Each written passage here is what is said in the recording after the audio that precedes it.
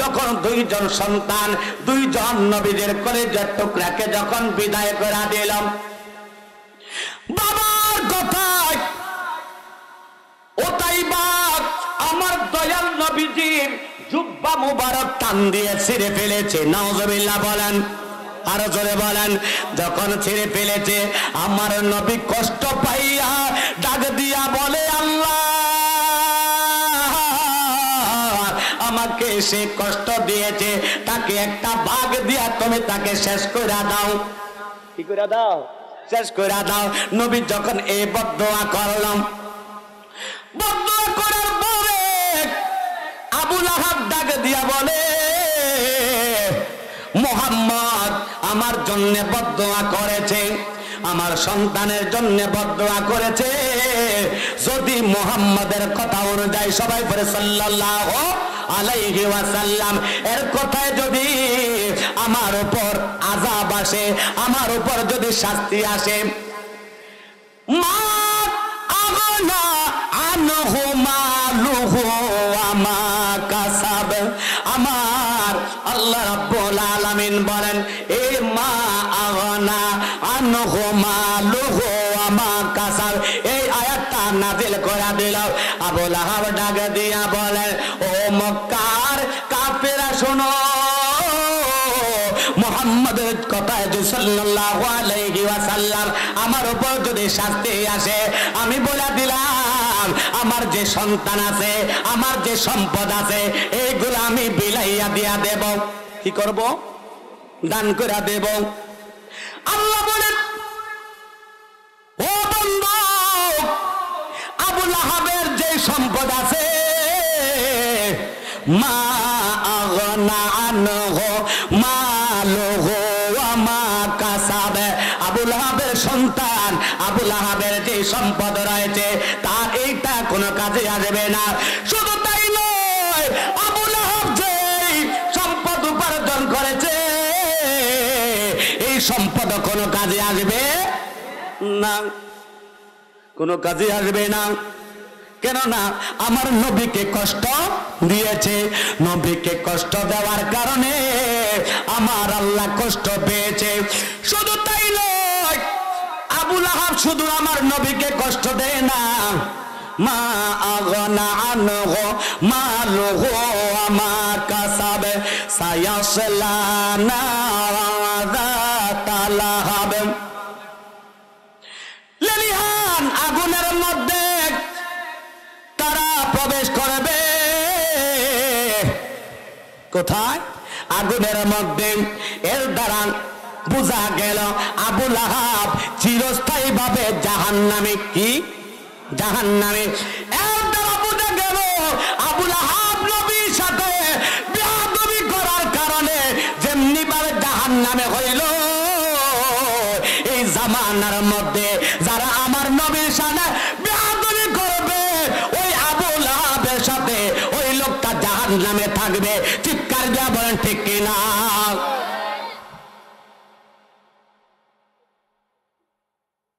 আমার দয়াল নবীকে কষ্ট দিলাম। হাম্মালাতাল হাতাব, আল্লাহ রাব্বুল আলামিন বলেন, সায়াসলা নারা যাতা লাহাবি ওয়া মারাআতু, তার বিবি উম্মে জামিলা, নাম কি? উম্মে জামিলা আবু লাহাবের চাইতে আর বড় ডেঞ্জারাস বেয়াদব ছিল। কি ছিল? বেয়াদব ছিল। আমার নবীর বড় শত্রু ছিল রে। ও দেওরার বন্ধুরা, কেন দাঁড়াইয়া রইলাম? নবীজি বলেছে, এই যে প্যান্ডেলটা রয়েছে সামিয়ানার, এই ভিতরটা হলো জান্নাতের বাগান, বাহিরটা জান্নাতের বাগান নয়, ঠিক কিনা?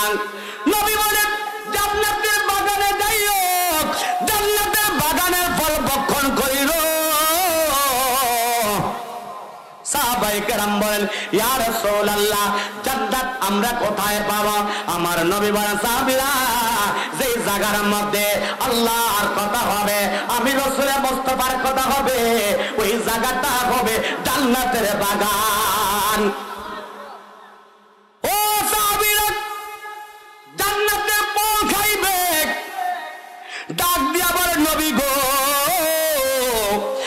তো এখনো দুনিয়ার মধ্যে জান্নাতের ফল পাইব কোথায়? আমার দয়াল নবী ডাকে দিয়ে আবার সাহাবীরা, ও আমার সাহাবীরা, জান্নাতের ফল হইল কোরআন এবং হাদিস। তাহলে যারা বাইরে দাঁড়িয়ে আছেন, আপনারা এই কোরআন এবং হাদিসের আলোচনা যদিও বাহির থেকে শুনেছেন, কিন্তু জান্নাতের ফেরেশতারা এই সামিয়ানার চতুর্পাশে আমাদেরকে ক্যামেরা বন্দি করে রাখতেছে। মারহাবা বলেন, আরো জোরে বলেন। নবীজিকে আবু লাহাবের স্ত্রী উম্মে জামিলা আরো বেশি কষ্ট দিয়েছে। এই মহিলা পাহাড়ের মধ্যে জঙ্গলের মধ্যে যাইত, জঙ্গলের মধ্যে যাইয়া জঙ্গল থেকে কাঠ কাটত, ওই জায়গার মধ্য থেকে কাটা যুক্ত কাটাগুলা কেটে কেটে উনি নিয়ে আসত, আনিয়া আমার নবী যেই রাস্তা দিয়া যাইত ওই রাস্তার মধ্যে বিছাইয়া দিত, যাতে আমার নবী কষ্ট পায়। আমার নবীকে কষ্ট দেওয়ার জন্য উম্মে জামিলা এইভাবে কাটাগুলা বিছাইয়া দিত। আমার নবীকে সাহায্য করেন কে? আরো জোরে বলেন। আল্লাহ বলেন, আমি আমার বন্ধুকে মানুষের কাছ থেকে আমি আল্লাহ, আল্লাহু ইয়াসিমুকা মিনান নাস, মানুষের অনিষ্ট থেকে আমার বন্ধুকে আমি আল্লাহ হেফাজত করি। আরো জোরে বলেন।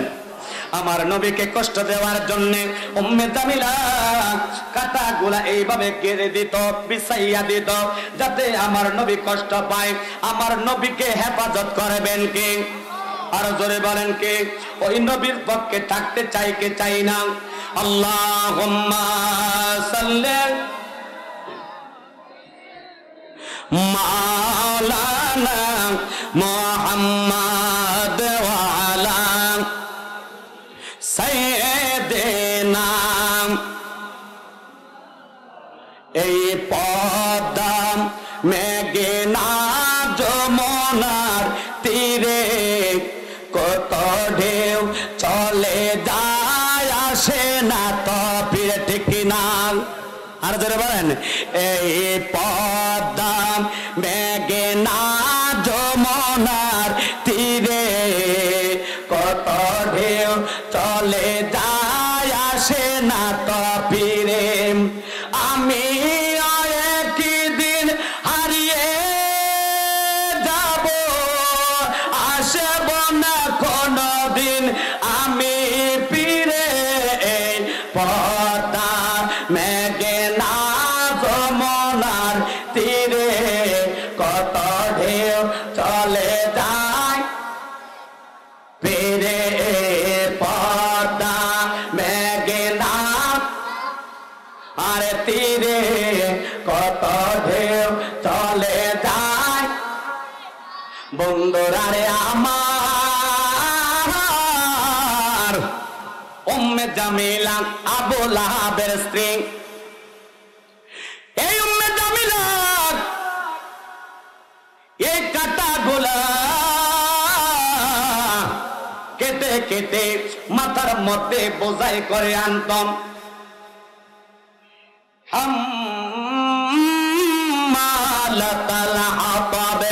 সে বোঝা বহন করে, সে বোঝা বহন করে করে আমার নবীকে কষ্ট দেওয়ার জন্য এই কাটাগুলা আনতাম। ওই সময় আমার আল্লাহ সইতে পারে না, নবী কষ্ট পাক আমার নবী সহ্য করব, নবী কষ্ট পাইলে আমার আল্লাহ সইতে পারে। আমার বন্ধু যদি কষ্ট পায়, মাওলানা জাবির সাহেব যদি কষ্ট পায়, আমার সামনে যদি ওহাবিরা মারে, আমি কি সহ্য করতে পারবো? জোরে বলেন। আমার জান দিয়ে হইলে আমার ভাইকে আমি রক্ষা করবো, কেন? ইমানি ভাই। কি ভাই? ইমানি ভাই। কিন্তু আমার আল্লাহ বলেন, বন্ধুগণ, আমি আপনাকে না বানাইলে আমি কোনো কিছু বানাইতাম না। সমস্ত নবীরা আমার কাছে ফরিয়াদ করেছে আমার দিদারের জন্য, আপনি বন্ধু মুস্তাফার উম্মত হওয়ার জন্য। কিন্তু আমি একজনের দোয়া কবুল করেছি, তিনি হলেন হযরত ঈসা রূহুল্লাহ। চিৎকার দিয়ে আল্লাহু আকবার। বন্ধুত্বের একটা কানেকশন আছে কিনা আরো জোরে বলেন।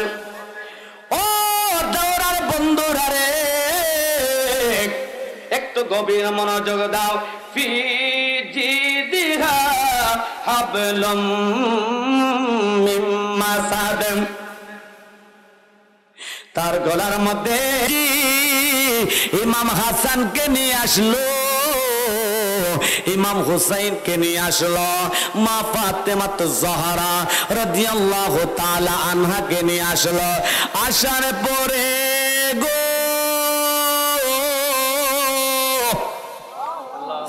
আমার নবী আসলো। এবার আসার পরে এবার কাফের আসে না, আমার নবীজি আল্লাহর কাছে বলেন, ও গো আল্লাহ,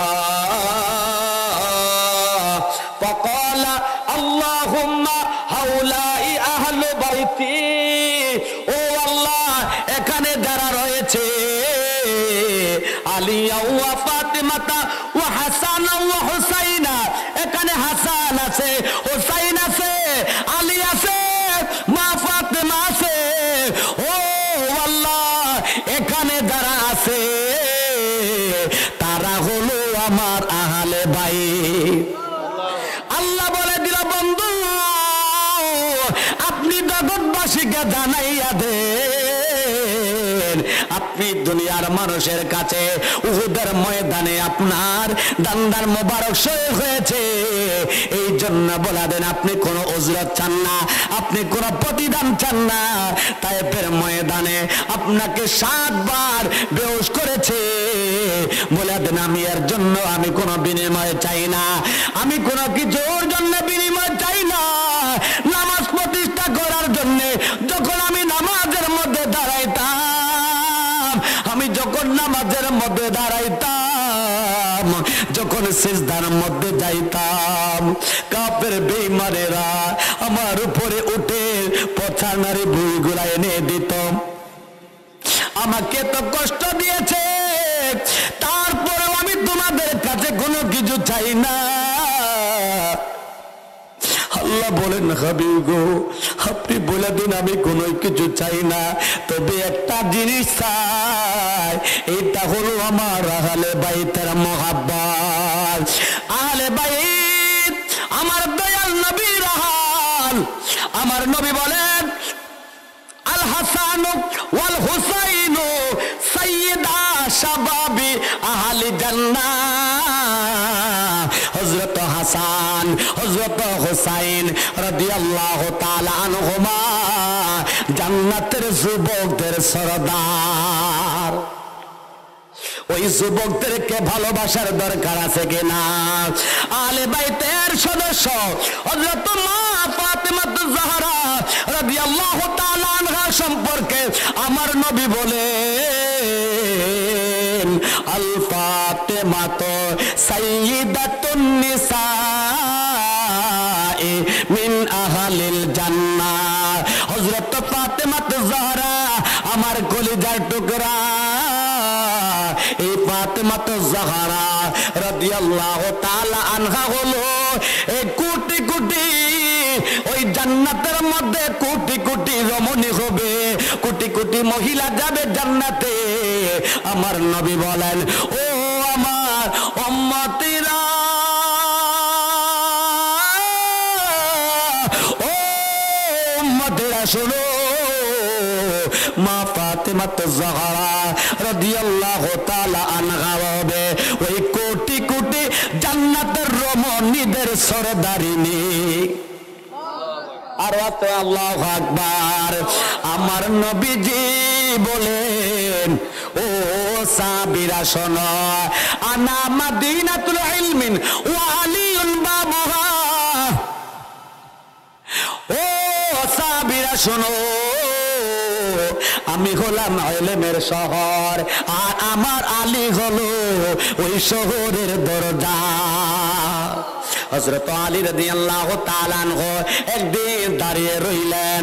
ওই সময় হযরত জিবরাইল আসলো। কে আসলো? চিৎকার দিয়ে বলুন কে? হযরত জিবরাইল আসলো গো, ডাক দিয়া বলে আলী তোমার সম্পর্কে আল্লাহর পয়গম্বর মুহাম্মদুর রাসূলুল্লাহ সাল্লাল্লাহু আলাইহি ওয়াসাল্লাম বলেছেন আনা মাদিনাতুল ইলমি ওয়া আলিয়ুন বাবুহা, আমি হলাম ইলমের শহর, ওই শহরের দরজা প্রধান দরজা হলো আলী। এই মুহূর্তে জিবরাইল আমার নবীজির সাহাবী এবং জামাতা যিনি হলেন বেলায়েতের সম্রাট আলী রাদিয়াল্লাহু তাআলা আনহুর দরবারে আসলো। ডেকে বলে আলী রে, বলো বলো, মানুষের সুরত ধারণ করে এসেছে। কিসের সুরত? জোরে বলেন। মানুষের সুরত ধরে এসেছে। হযরত জিবরাইল কি মানুষ না ফেরেশতা? জোরে বলে। ফেরেশতা। কি? সমস্ত ফেরেশতাদের সরদার, শুধু ফেরেশতা না, সমস্ত ফেরেশতাদের সরদার জিবরাইল আসলো, মানুষের সুরত ধারণ করে। কিসের সুরত? মানুষের সুরত ধারণ করে এসেছে। হাদিস শরীফের মধ্যে এসেছে সমস্ত ফেরেশতারা হলেন নূরের তৈয়ারি। কিসের তৈয়ারি? নূরের তৈয়ারি, নূরের ফেরেশতা। কিন্তু হযরত আলী রাদিয়াল্লাহু তাআলা আনহুর কাছে এসেছে নূরের ফেরেশতা না মাটির মানুষের সুরত ধারণ করে। কিসের? মাটির মানুষের। এই বাশারিয়তের কবরটা পরিয়া, বাশারিয়তের কবরটা পরিধান করে আলী রাদিয়াল্লাহু তাআলা আনহুর কাছে এসেছে। এসে বলতেছে আলী বলো বলো, তুমি তো ইলমের প্রধান দরজা, বলো না এই মুহূর্তে হযরত জিবরাইল কোথায় আছে? কে কোথায়? জিবরাইল আমির কোথায় আছে? আলী দিলে বলতে পারবে? বলতে পারবে কোথায় আছে জিবরাইল? একজন এসে প্রশ্ন করতেছে, ও আলী বলো না এই মুহূর্তে হযরত জিবরাইল কোথায় আছেন? আল্লাহর নবী বলেছেন আলী রাদিয়াল্লাহু তাআলা আনহু হলো বেলায়েতের সম্রাট। ওই আলীকে জিবরাইল ডাকে দিয়া বলে আলী বলো না এই মুহূর্তে হযরত জিবরাইল কোথায় আছেন? হযরত আলী চোখটা বন্ধ করলো। কি বন্ধ করেছে? চক্ষুটা বন্ধ করেছে। আমার নবী বলেন ইত্তাকু ফিরাসাতাল মুমিনিন ফাইন্নাহু ইয়ানজুরু বিনুরিল্লাহ, তোমরা আল্লাহর ওলিদের অন্তর্দৃষ্টি থেকে তোমাদের নিজেদেরকে বাঁচাইয়া আল্লাহর বন্ধুর প্রেমে পাগল হইয়া আলী রাদিয়াল্লাহু তাআলা আনহু আল্লাহর বন্ধু হইয়া গেছে। ও আলী রাদিয়াল্লাহু তাআলা আনহু যখন চক্ষুটা বন্ধ করলো, আমার নবীও বলেছে ইত্তাকু ফিরাসাতাল মুমিনিন ফাইন্নাহু ইয়ানজুরু বিনুরিল্লাহ, তোমরা আল্লাহর বন্ধুদের অন্তর্দৃষ্টি থেকে তোমাদের নিজেকে বাঁচাইয়া ফাইন্নাহু নিশ্চয় তাহারা ইয়ানজুরু বিনুরিল্লাহ, তারা আল্লাহর নূর দ্বারা দেখতেছে, কিয়ামত পর্যন্ত তারা দেখতেই থাকবে।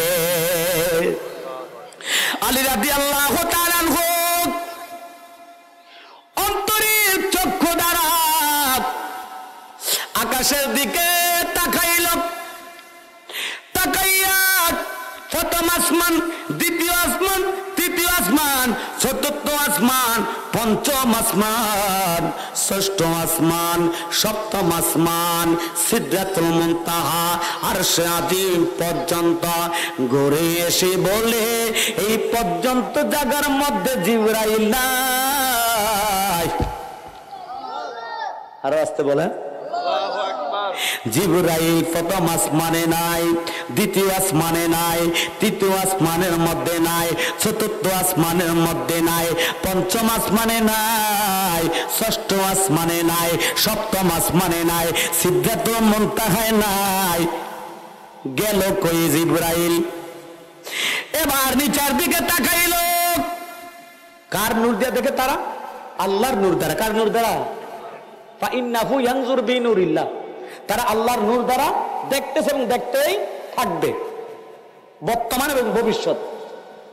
আলী রাদিয়াল্লাহু তাআলা আনহু জমিনের দিকে তাকাইল। প্রথম জমিনের মধ্যে ঘুরল, জিবরাইল নাই।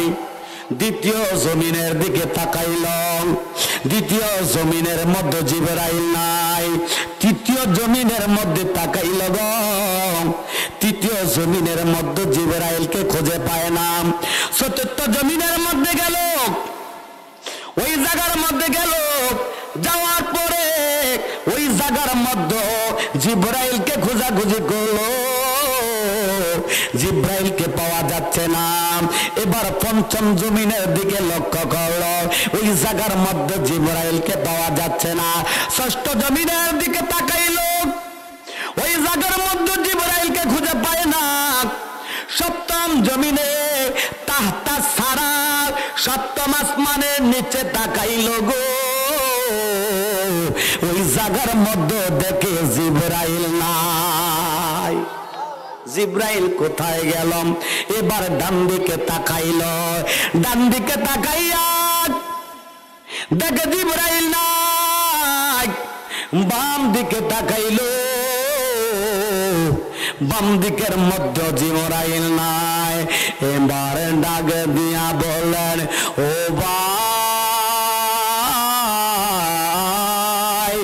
ও ভাই, আমি খোদার খোদাইত্বটা একটু তালাশ করে আসলাম।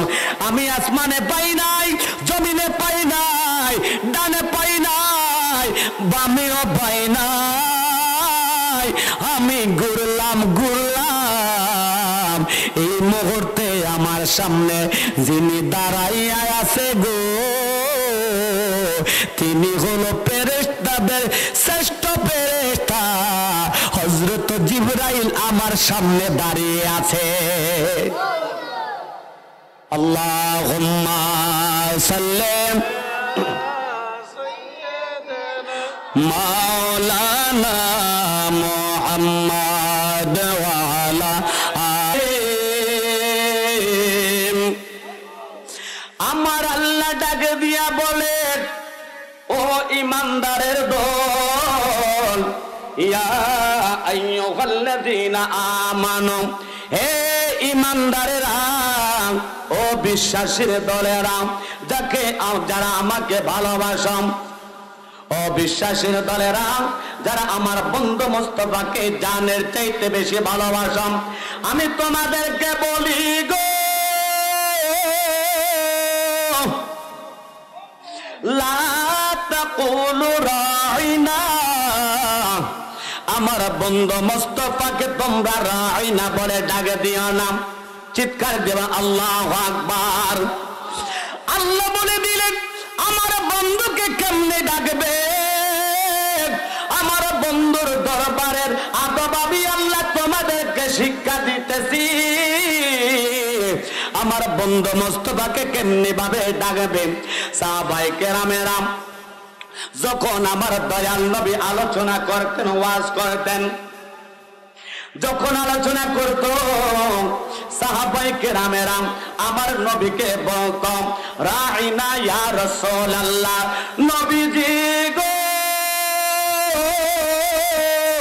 ও গো দয়াল নবীজি, আমরা আপনার এই কথা মোবারকটা আমরা বুঝতে পারতেছি না, আপনি আমাদের দৃষ্টি একটু কৃপা দৃষ্টি করুন, মেহেরবানি করে আপনি আবার কথাটা রিপ্লাই আমাদেরকে একটু বোঝাইয়া দেন।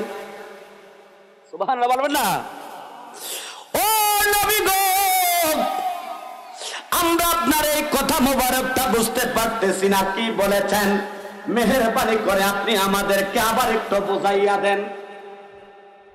যখন সাহাবায়ে কেরামেরা বলতো রাইনা ইয়া রাসূলুল্লাহ, নবী গো আমাদেরকে বুঝাইয়া দেন।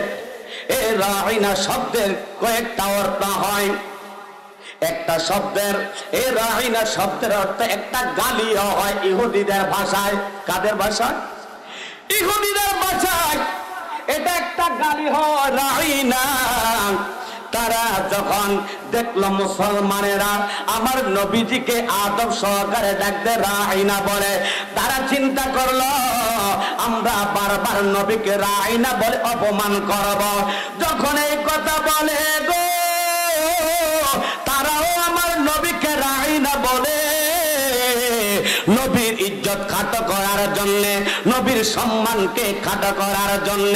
নবীজির একজন সাহাবী হযরত সাদ চিল্লায়া বলে আল্লাহু আকবার। যখন সাদ শুনল ও ইহুদি বেঈমানের দলেরা তারা আমার নবীকে গালি দিচ্ছে, উপরে দিয়া বলতেছে নবী গো আমরা বুঝি না, কিন্তু তাদের মন দ্বারা বলতেছে, তারা মনে মনে বলে নবীকে একটা খারাপ গালি দিচ্ছে। আমার আল্লাহ বলেন ও বন্ধু, আপনি ইমানদারদেরকে বলে দেন তারা যেন আপনি বন্ধু মুস্তাফাকে রাইনা বলে আর ডাক না দেয়।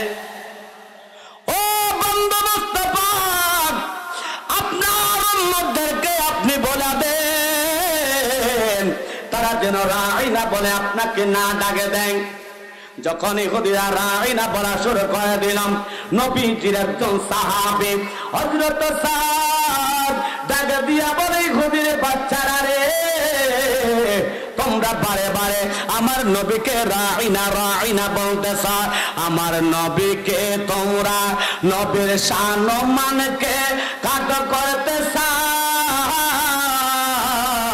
আমি তোমাদেরকে বলে দিলাম, তোমাদেরকে সতর্ক করে দিলাম, আজকের পর থেকে, এই মুহূর্তের পর থেকে কোন ব্যক্তি যদি আমার বন্ধু মুস্তাফাকে একবার রাইনা বলে ডাক দাও, আমি সাদওয়াদা দিলাম তোমাদের একজনেরও গর্দানে রাখবো না, একজনেরও গর্দান রাখবো না। এখন ইহুদিরা বলতেছে ও স্যার, শুধু তো আমরা বলে না, তোমাদের মুসলমান ভাইরা তো তোমার নবীকে বলে রাইনা ইয়া রাসূলুল্লাহ। আমার নবীর সাহাবী যখন এই কথা শুনলো গো, তখন আমার আল্লাহ এই আয়াতটা নাযিল করে দিল, ও নবীর সাহাবী তাদেরকে বলে দাও, আমার নবীকে বলে দেন, নবী গো আপনি বলে দেন তারা যেন আপনাকে রাইনা না বলে। কি বলবে? আমার আল্লাহ বলে দিন ওয়াকুলু যুরনা, ও নবী গো আপনি আমাদের দিকে মায়ার দৃষ্টি দেন। রাইনা বলা যাবে না, এখন থেকে বলতে হবে ওয়াকুলু যুরনা। কি বলতে হবে? ও নবী আমাদের দিকে নজর করুন, আমাদের দিকে মায়ার দৃষ্টি দেন, আমরা না বুঝলে আপনি আমাদেরকে একটা বুঝাইয়া দেন। আল্লাহু আকবার বলেন। আমার আল্লাহ বলেন ও নবীর উম্মত, তোমরা প্রথম থেকে ওয়াসমাউ, তোমরা মনোযোগ সহকারে আমার বন্ধু মুস্তাফার আলোচনা শোনাও। কার আলোচনা? আমার বন্ধু মুস্তাফার আলোচনা শোনাম। তাহলে আমার বন্ধু মুস্তাফা তোমাদের প্রতি রাজি হবে, খুশি হয়ে যাবে। ওয়ালিল কাফিরিনা আযাবুন আলীম। আর কাফেরদের জন্য, মুনাফিক বেঈমানদের জন্য রয়েছে লাঞ্ছনাদায়ক শাস্তি। আমরা কি শাস্তি চাই না শান্তি চাই? ও বড়রা, দৌড়ার বন্ধুরা রে, দেখো নবীর দরবারে বেয়াদবি করলে আমার আল্লাহ নবীর দরবারে আদব শিক্ষা দিয়া দেয়। নবীজির একজন সাহাবী হযরত সাবিত ইবনে রাদিয়াল্লাহু তাআলা আনহু, তিনার কণ্ঠস্বরটা একটু বড় ছিল, উচ্চ আওয়াজে কথা বলে। কোন আওয়াজে? উঁচু আওয়াজে।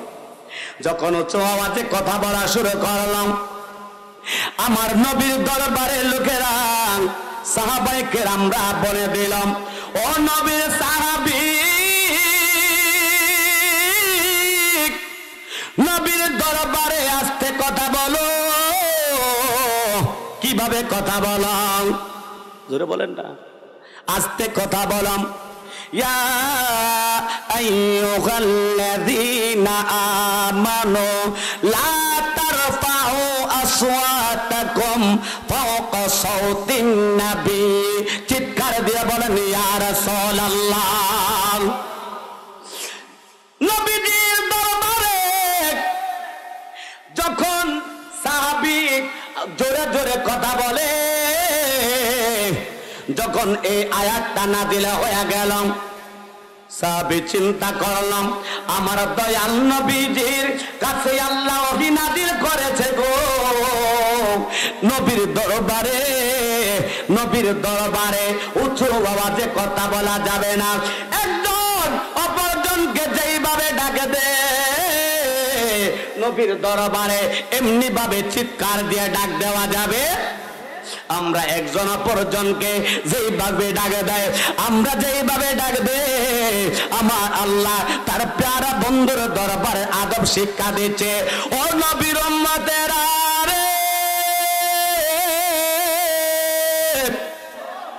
ও নবীর উম্মত, আমার বন্ধুর দরবারে যাইয়া তোমরা একে অপরকে যেমনি ভাবে ডাকে দাও, আমার বন্ধুকে তোমরা এইভাবে ডাকে দেবে না।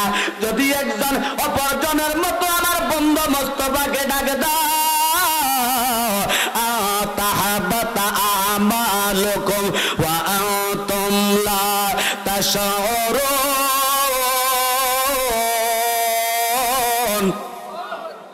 আল্লাহ বলেন, ও নবীর উম্মতেরা, শোনো শোনো, তোমরা যদি একজন অপরজনের মতো আমার নবীকে ডাকে দাও, আমার নবীর সাথে বেয়াদবি করায়, একজন অপরজনকে যেভাবে কথা বলা সম্বোধন করায়, এমনি যদি তোমরা আমার বন্ধু মুস্তাফাকে ডাকে দাও, তাহাবাতা আমালুকুম, তোমাদের আমলগুলা ধ্বংস হয়ে যাবে। তাহাবাতা আমালুকুম ওয়া আনতুম লা তাশউরুন, তোমাদের আমল ধ্বংস হয়ে যাবে, তোমরা বিন্দু মাত্র টের পাইবা না। নবীজির সাহাবী যখন এই আয়াতটা শুনলো, শোনার পরে নবীজির দরবার থেকে বের হয়ে গেল, বাড়িতে চলে গেলে গো, বাড়িতে যাওয়ার পরে এবার খানা বন্ধ করে দিছে। আল্লাহু আকবার বলেন, আরো জোরে বলেন। এবার বলে ইয়া রাসূলুল্লাহ, এবার বলেন ইয়া ওয়ালি আল্লাহ, সবাই বলেন মারহাবা। নবী সাহাবী নবীর দরবার থেকে তার বাড়িতে চলে গেল। আছে আমার সাহাবী কোথায়? ডাকে দিয়া বলে, নবী গো, আমি আমার ভাইকে আমি জিজ্ঞেস করবো, তিনি তো আমার প্রতিবেশী। তিনি আমার কি? প্রতিবেশী। আমার নবী বলেন, তোমার প্রতিবেশীর তুমি খবর রাখনি? নবী গো, আমি এখনে যাব। এবার যখন ওই সাবিতের বাড়িটার মধ্যে গেল, যাইয়া বলে, সাবিত ইবনে কায়েস, ও সাবিত ইবনে কায়েস, তোমাকে আমার দয়াল নবী খোঁজ করতেছে। নবী বলে,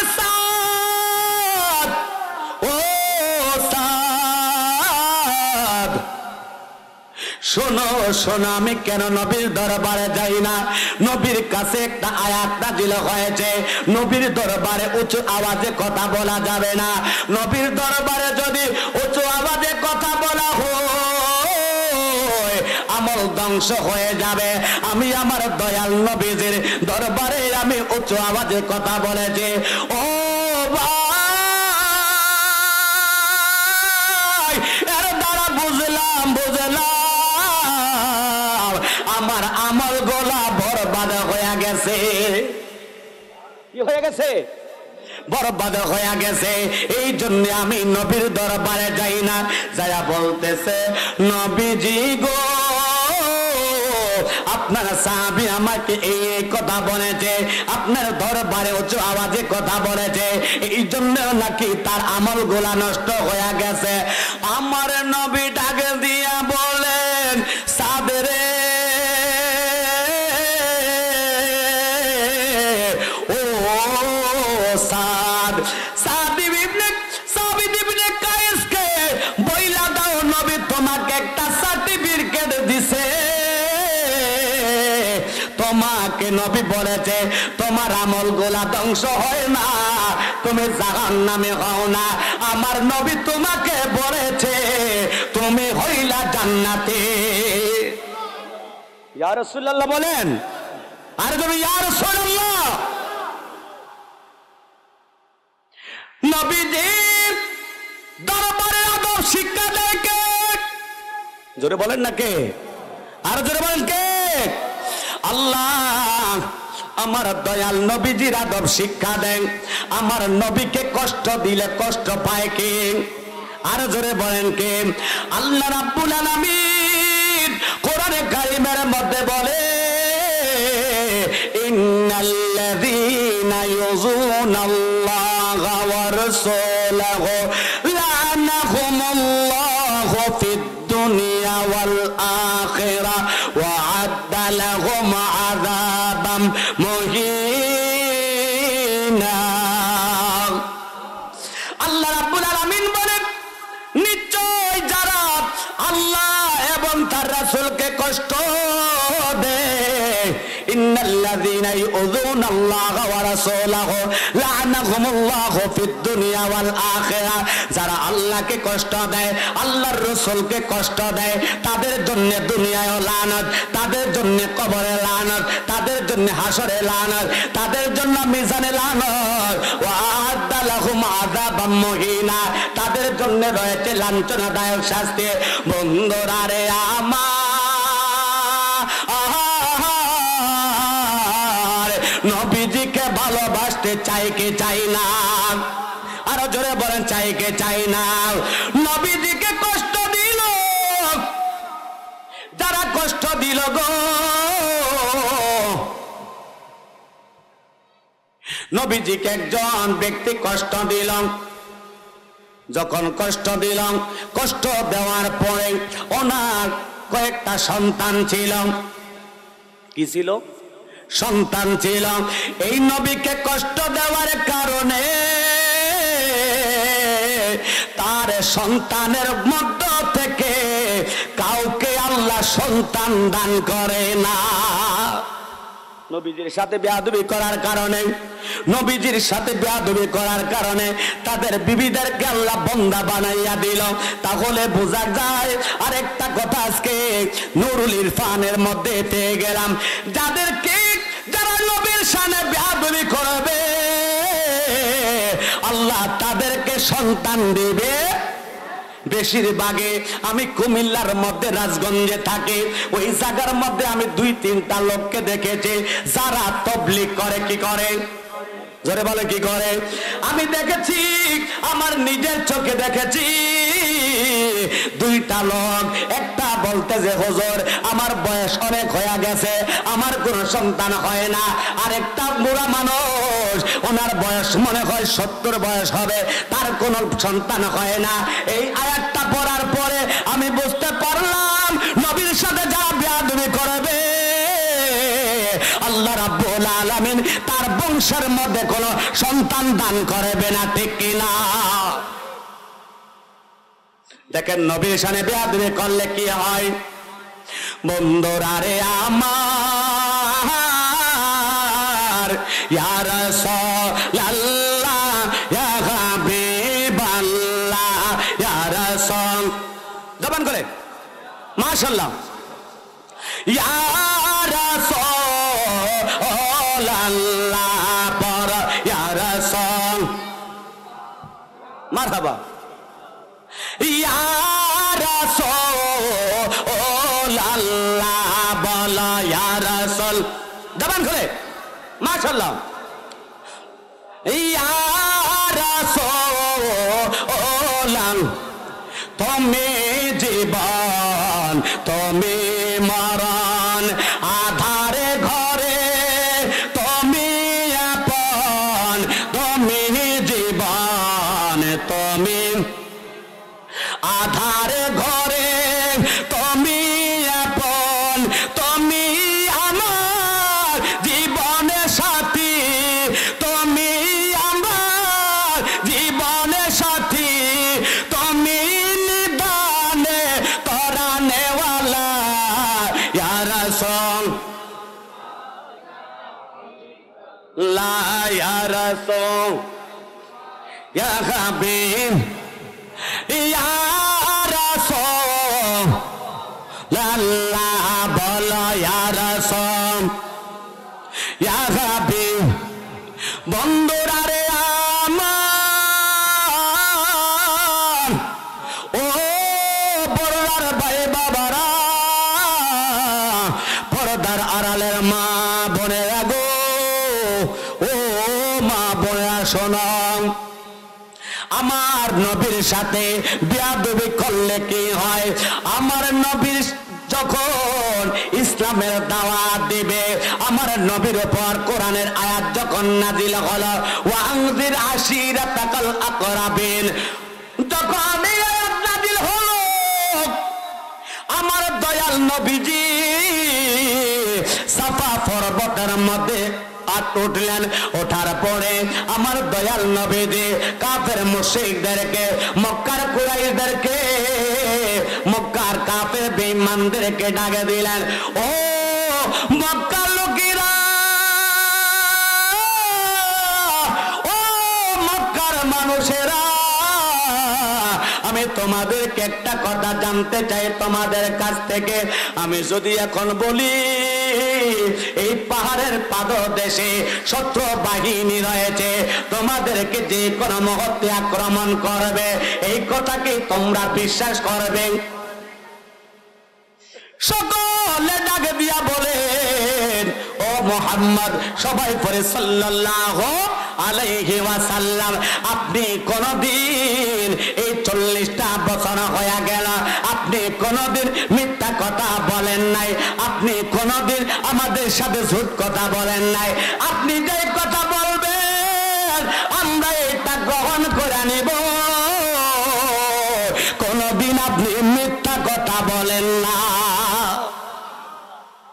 আপনি কোনদিন আমাদের সাথে খারাপ আচরণ করেন নাই আপনি কোনদিন আত্মীয়তার সম্পর্ক বিচ্ছিন্ন করেন নাই ও মুহাম্মদ সাল্লাল্লাহু আলাইহি ওয়াসাল্লাম যখন এই কথা বলল আমার নবী ডাকে দিয়া বলেন কুরাইশেরা